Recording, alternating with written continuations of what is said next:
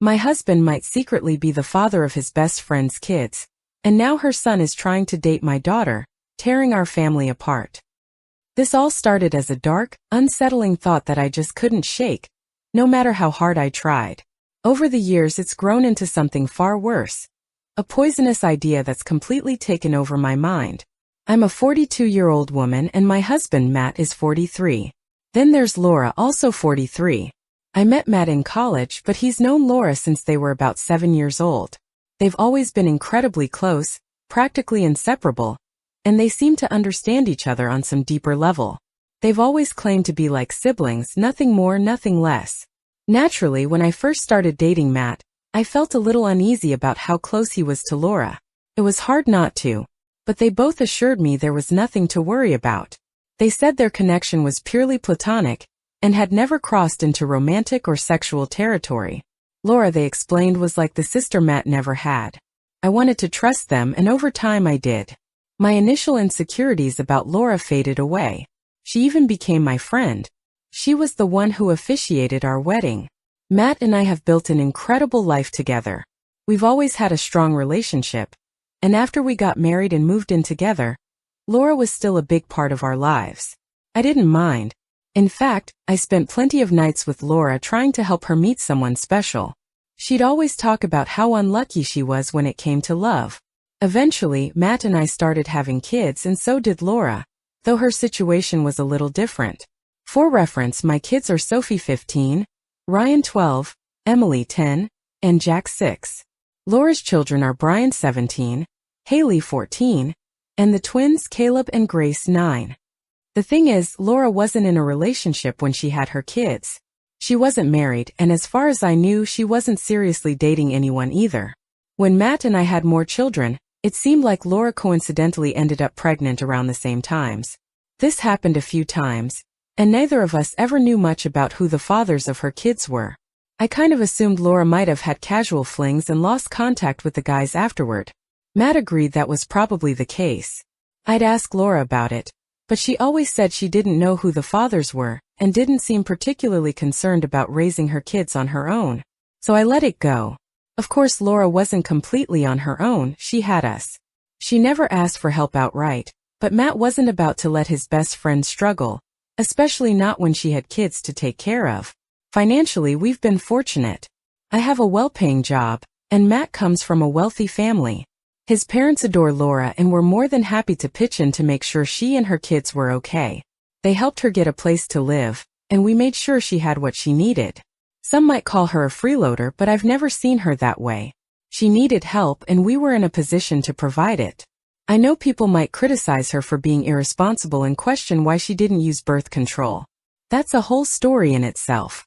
Even I don't completely understand her reasoning. It wasn't a religious thing, but it was deeply important to her not to use birth control. She's explained it to me a few times, and while I still don't get it, I respected her decision. Since Matt and Laura were childhood best friends, it wasn't unusual for them to spend time together without me. That's fine. Sometimes I hang out with Laura one-on-one too, though Matt spends more time with her. After all, she was his friend first. Sometimes he'd even stay the night at her place. Was I naive to trust him? Maybe. But for years they really just seemed like close buddies, nothing more. I never picked up on any weird vibes between them. As you'd expect, our kids have grown up together. Not in the same house, of course. Our home is big, but not big enough for 8 kids. Still, we made sure our children and Laura's spent a lot of time together, and they formed close bonds. That's a good thing, especially if my suspicion is correct, and they share more than just friendship. I've been dancing around the point, so here it is. I've started to suspect that Matt is the father of at least one of Laura's children, maybe all of them. Honestly, I wouldn't be surprised if every single one of her kids is his. This is something I never thought I'd say about Matt. He's never given me any reason to doubt his faithfulness, but he does spend a lot of time with Laura, and as much as I hate to admit it, I can't remember her being in a serious relationship or even mentioning a steady boyfriend.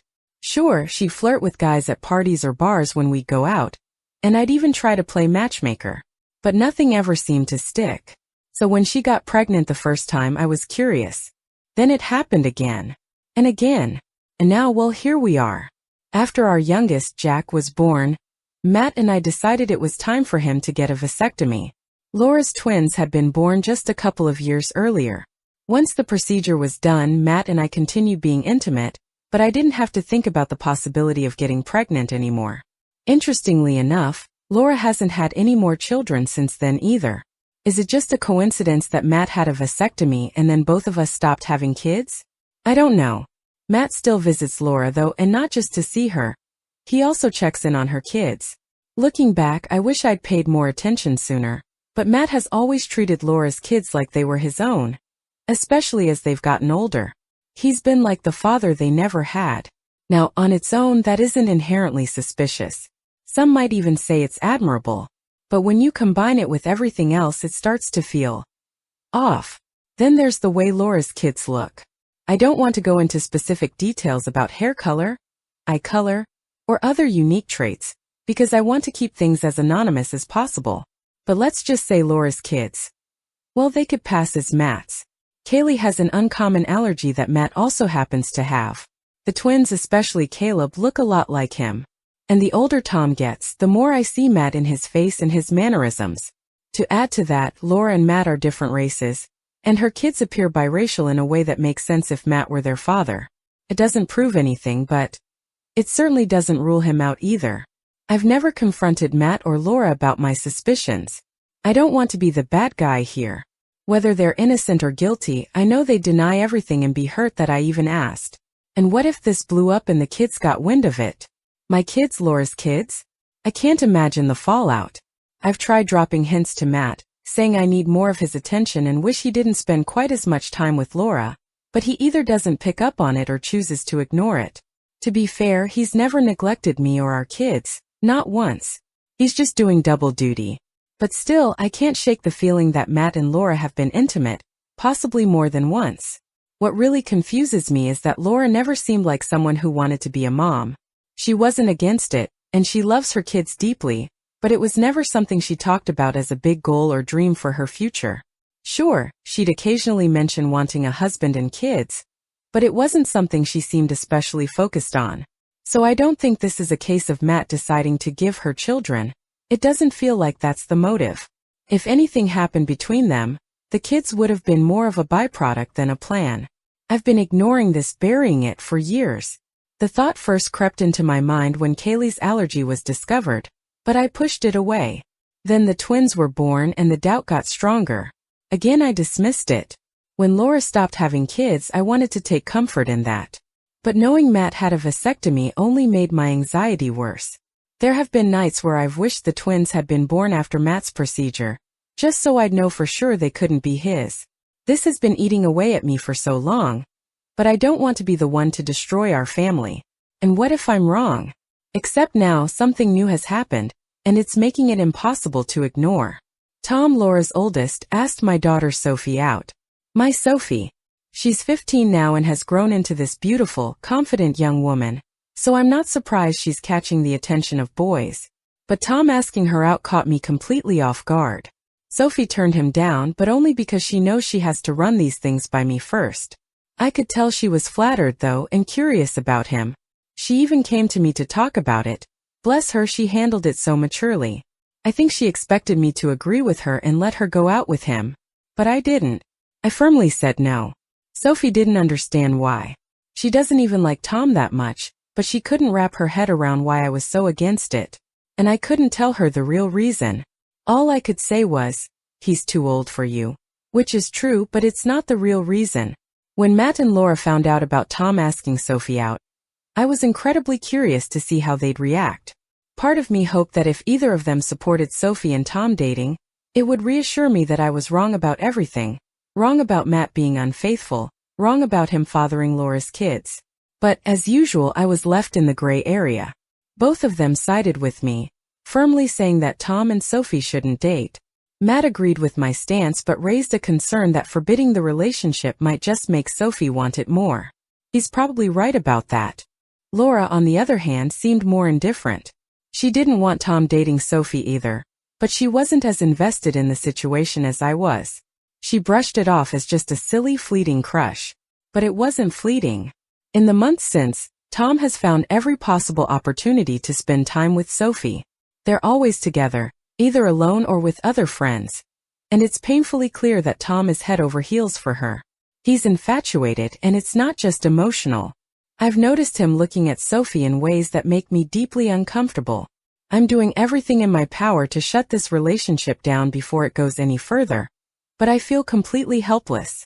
Sophie hasn't outright defied me, but she continues to hang out with Tom, insisting they're just friends. I know that if I tried to forbid their time together, it would probably backfire and drive her to sneak around, but I'm terrified they're already doing that. My worst fear is that they're secretly dating, and worse, that they've crossed a line physically.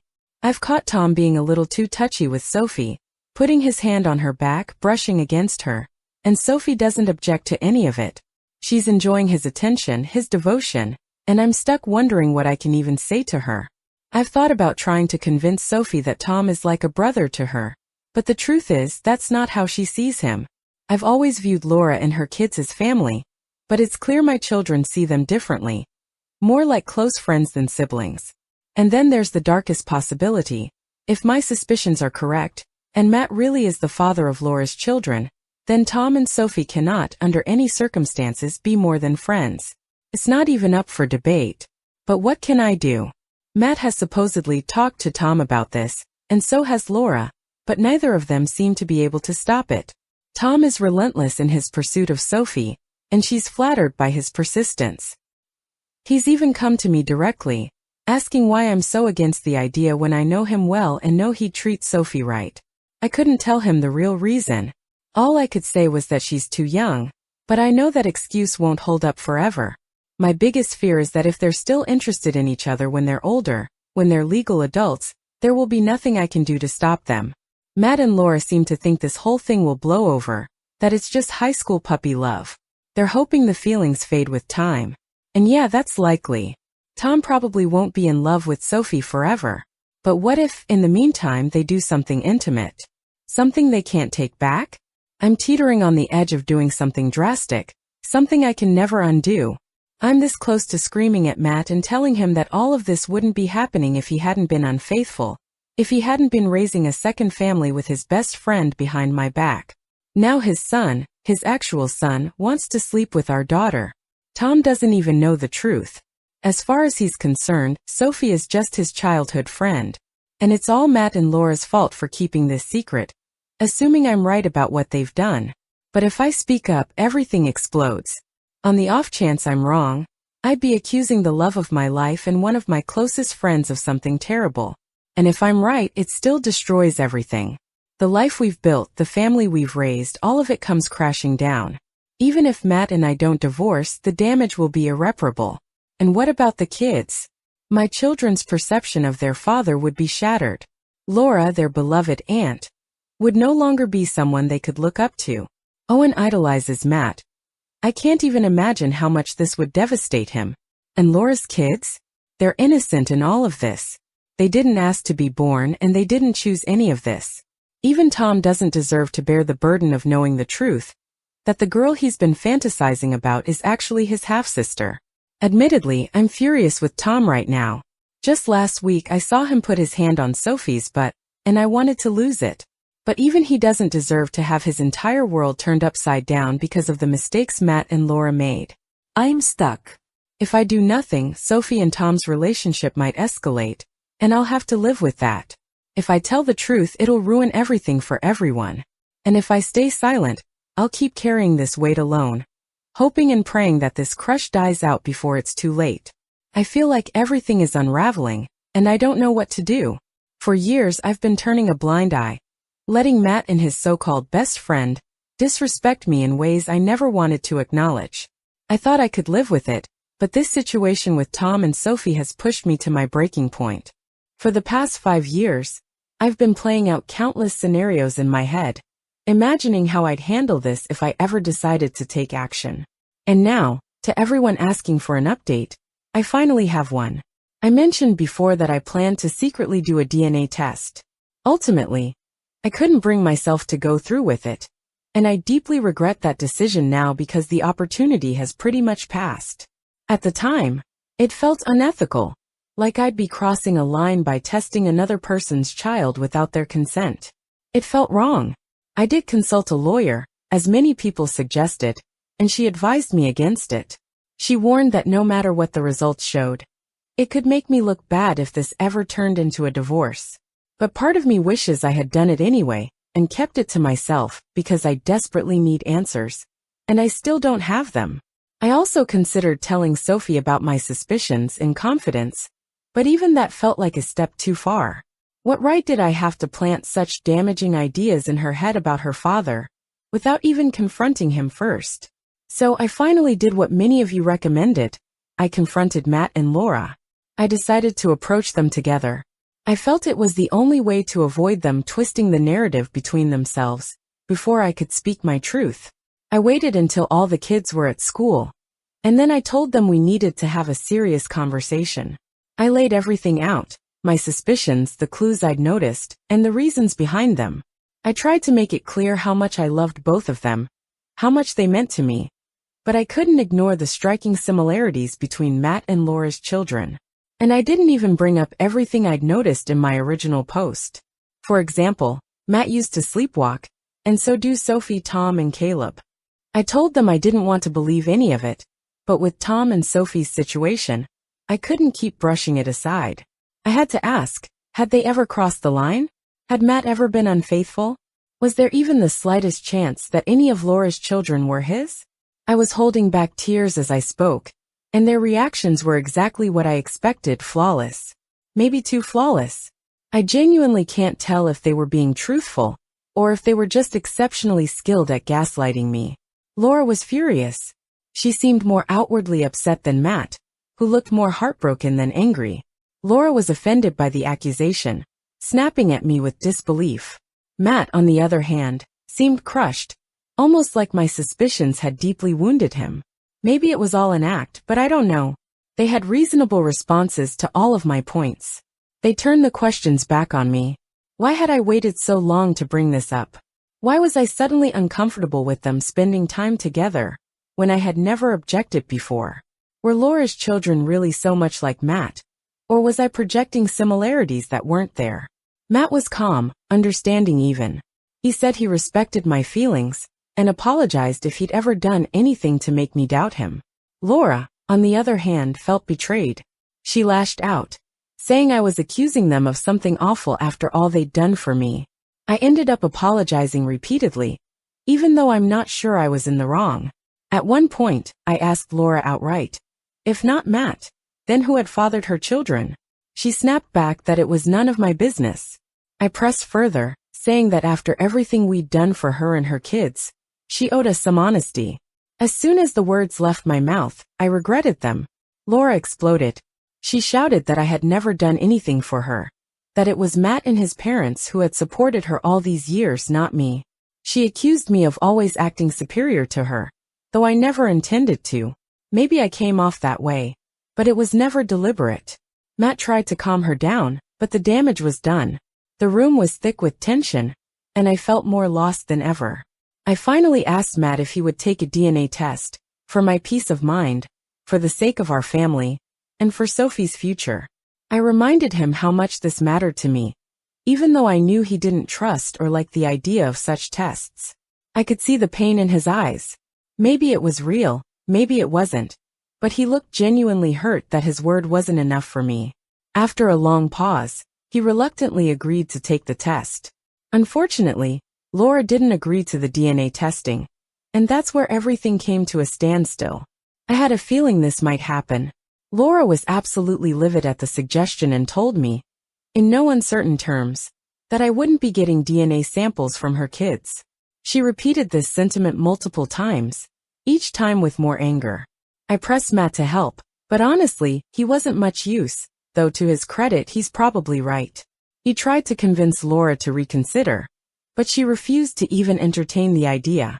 When I pushed him further for support, he basically shrugged and told me there wasn't much he could do. He's right in a legal sense. If Laura refuses, there's no way to force her. I've looked into it extensively and even consulted my lawyer. Here's the problem. Matt could technically file a petition in court to demand a paternity test for Tom and the others. But to do that, he'd have to claim he had an affair with Laura and believes her children might be his. That would require him to essentially admit to something he's consistently denied, something he insists never happened. Whether or not he's telling the truth is a different matter, but Matt refuses to go on record making that claim. He's adamant that the kids aren't his and that he has no desire to fight for custody of them. No judge would compel Laura to submit her children's DNA for testing under these circumstances. Tom is old enough that his consent would also be a factor, and if both he and Laura refuse, the case wouldn't go anywhere. Even if Matt tried targeting one of the younger kids like one of the twins, he'd still hit the same roadblock.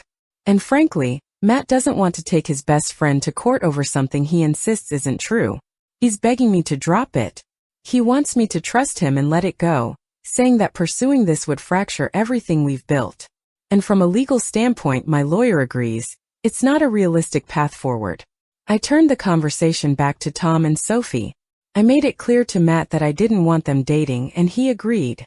Laura still feels the same way. Matt plans to talk to Tom again and go into full protective dad mode. Among other things, he's going to remind Tom that, once he turns 18 in a few months, being intimate with Sophie would actually be illegal. I don't think Tom would ever do anything against Sophie's will, but I'm not above using the implied threat of legal consequences to deter him. And thankfully, neither is Matt.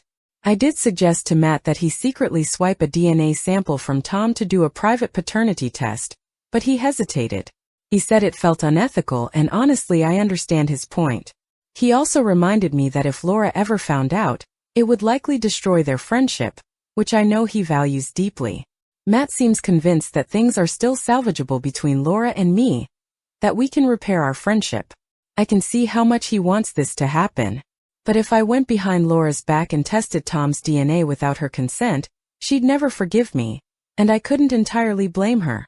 That said, I'd still love to know the results. To make matters worse, Matt decided to spend the night at Laura's house to smooth things over. I know many of you are probably rolling your eyes or throwing your hands in the air right now, and trust me, I wasn't thrilled either. We had a long, heated discussion about it, but he was adamant that he needed to do some damage control. He stayed there, insisting nothing happened, but I didn't sleep a wink. I kept texting him all night for updates, though he didn't have much to say. When he came home the next morning, we had a long emotional talk. It felt productive, and we ended up deciding to take our kids, just our kids, not Laura's, to visit Matt's parents for a few days. It was an impromptu trip, but we've done it before, and his parents were thrilled to have us. I just needed to put some space between us and Laura's side of the family. I've always loved spending time with Matt's parents, Jim, 75, and Kat, 67. I know stories about nightmare in-laws are common, but my experience couldn't be more different. They've always made me feel safe and welcome. While we were there, they noticed some tension between Matt and me. Eventually, I broke down and confided in them. I told them about my fears, that Matt and Laura had been having an affair and that Laura's children might be his. Kat's reaction was surprising. She gave Jim a pointed look and let out a big dramatic sigh. It turns out, Kat has had her own suspicions over the years. She told me she's always felt that Matt and Laura were closer than they admitted, and she wouldn't be surprised if they had crossed the line at some point. Jim, on the other hand, refused to even consider the possibility. He's always maintained that Matt and Laura are like siblings, and would never do something like that. Kat thinks Jim is being naive. Just because they took Laura in and treated her like a daughter doesn't mean Matt viewed her as a sister, or that Laura viewed him as a brother. But Jim just kept insisting that Matt and Laura were like siblings and had always been that way. It was clear this wasn't the first time he and Kat had discussed this.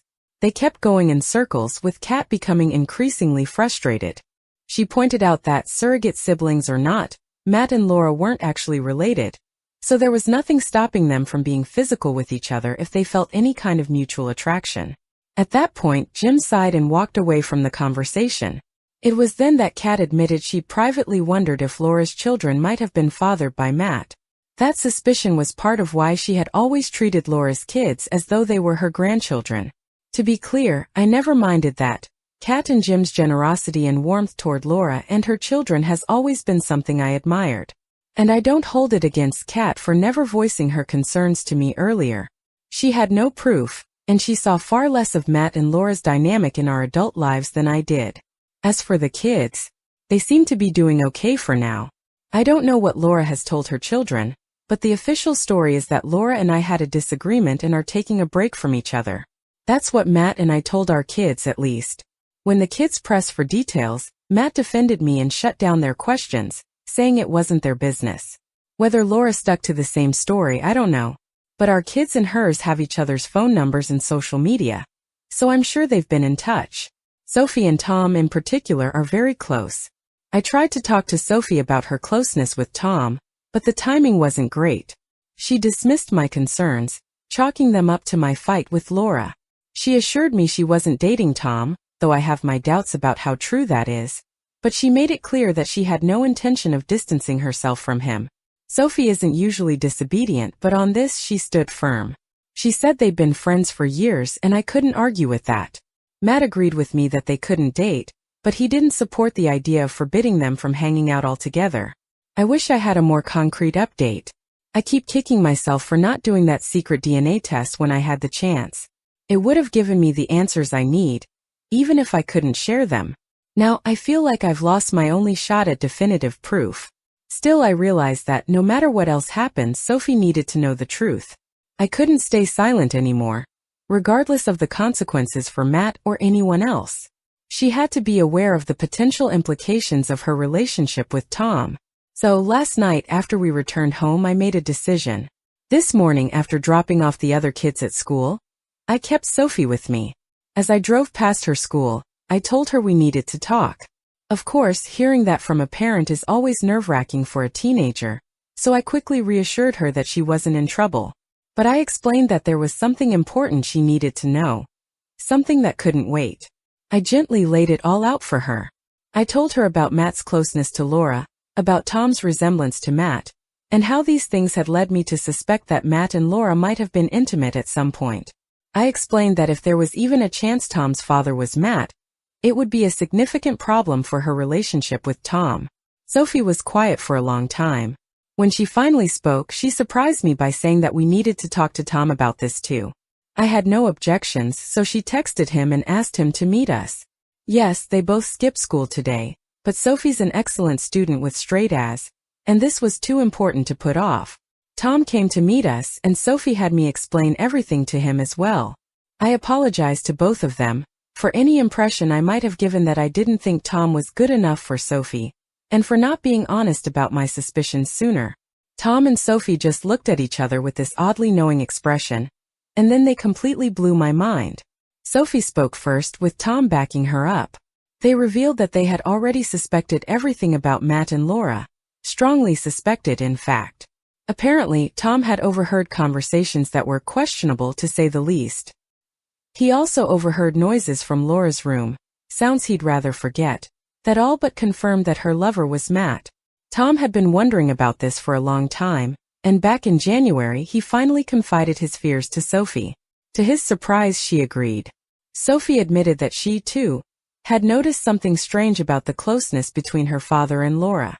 Together they pieced things together. Luke might be having an affair, Kaylee's allergies seemed to match his, and if Kaylee was Luke's daughter, it was possible the other kids, including Tom, were as well. Their logic led them to the same dark conclusions I'd been grappling with. What completely shocked me was their plan. It turns out Sophie and Tom aren't in love, they never were. They're still just best friends. But they'd both reached the same conclusion I had. Blowing up our family and social unit without evidence would be reckless and painful. Tom had been quietly working to gather more proof, but they didn't want to say anything to me because they thought it would devastate me. Sophie apologized for not telling me sooner, and we both cried. I made sure she knew that none of this was her fault, and that I loved her more than anything. So here's the bottom line. Sophie and Tom already suspected they might be half-siblings. They're not interested in being a couple. Their whole act, the crush, the flirtation, the inappropriate touches, was staged. It was a calculated move to force Matt and Laura to address the situation. They figured the prospect of Sophie and Tom dating would make Matt and Laura panic and take action, but instead I was the one who reacted most strongly, which threw them off. They began to wonder if I already knew. Tom told me his confrontation. "Why can't I date Sophie?" was his way of testing if I was in on the truth. Looking back, maybe I shouldn't be so surprised. Sophie and Tom have always been close and confided in each other. And while I probably should be a little more concerned about how sneaky they've been, I'm mostly just relieved they're not actually dating. Sure, they could be lying, but they didn't even blink when I told them they might be related. Their reactions felt genuine. We even laughed a little when Tom said he'd been a little offended by how firmly I'd opposed the idea of him dating Sophie. I jokingly asked, "So you don't think she's gorgeous?" And Tom, bless him, shrugged it off. "She is," he said. "But so is my English teacher, and I'm not asking her out either." Now the question is, where do we go from here? I feel like a massive weight has been lifted off my chest just by telling Sophie the truth. Having her and Tom in my corner means everything to me, even though it's now painfully clear that Matt has been sleeping with Laura. Of course, I kind of already knew that deep down. Tom has already volunteered to submit his DNA so I can compare it to Matt's. Both he and Sophie strongly advised me not to tell Matt or Laura about it when I do, and I agree. They're fully on my side, and I can't put into words how much that means to me. Tom is also trying to set up a camera in Laura's room to catch her and Matt in the act.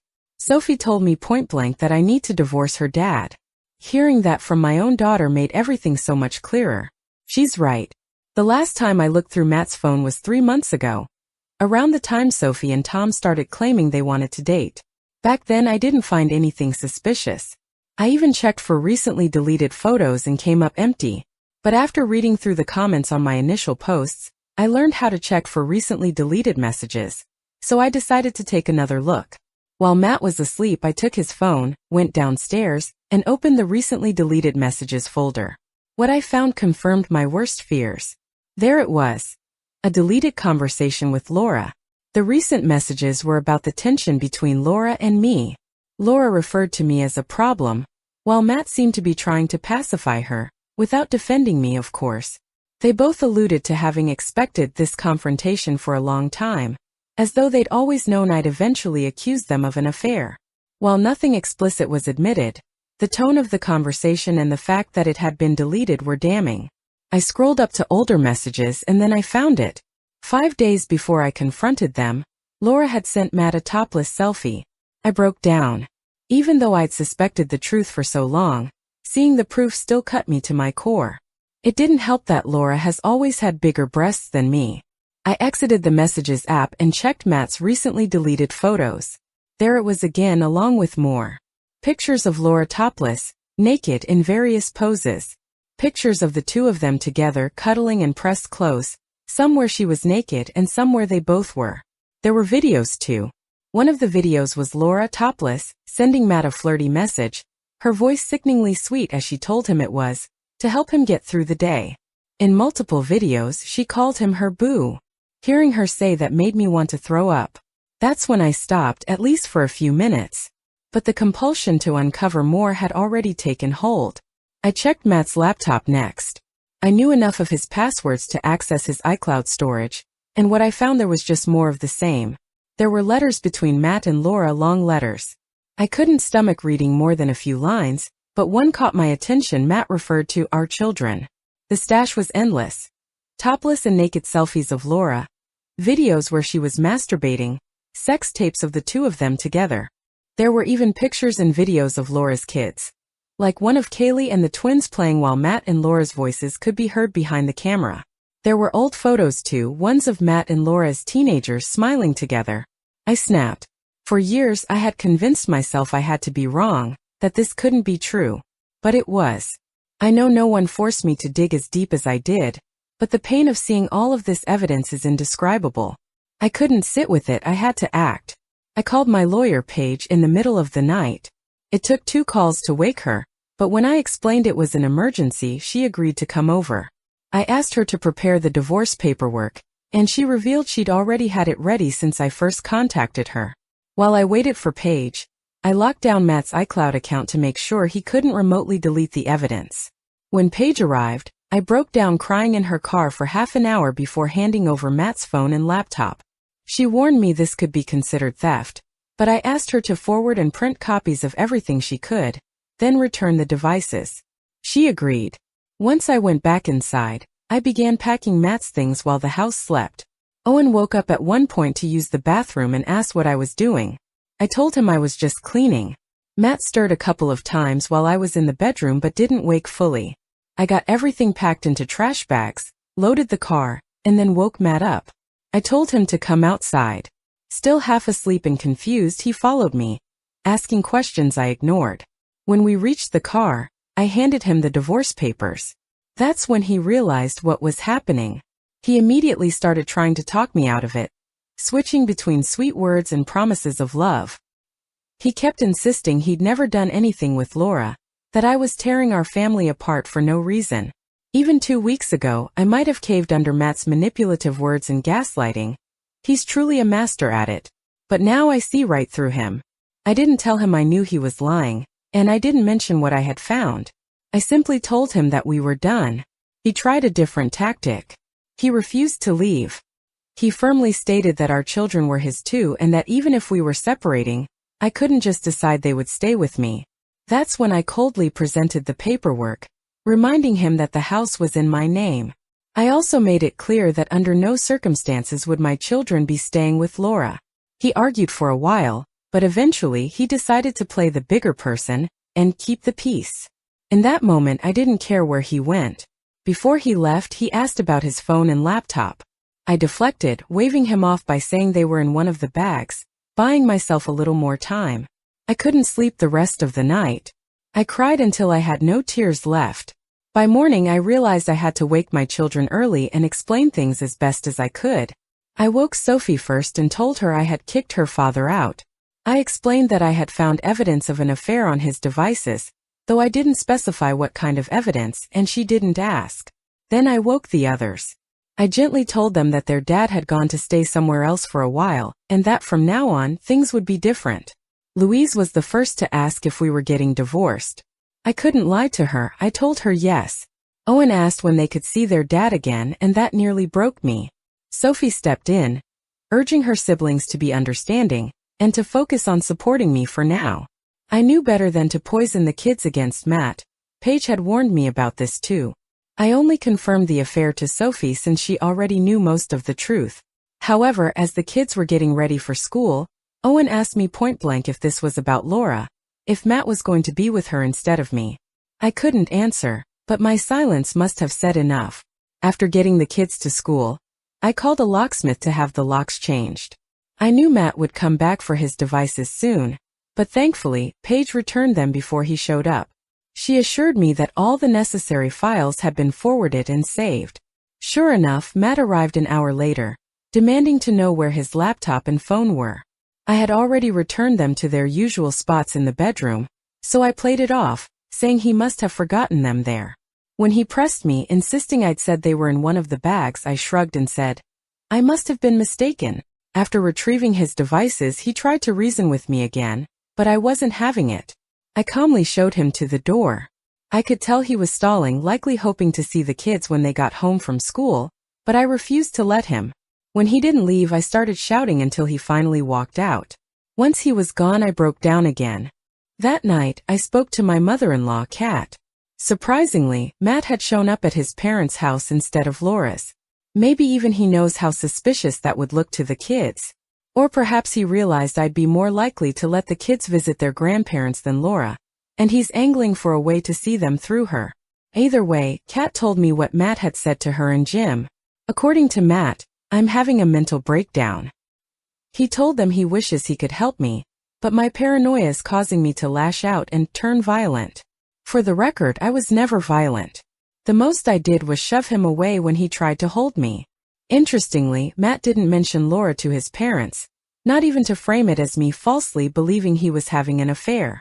That omission stood out to Kat, who now fully believes me. Jim, on the other hand, is conflicted.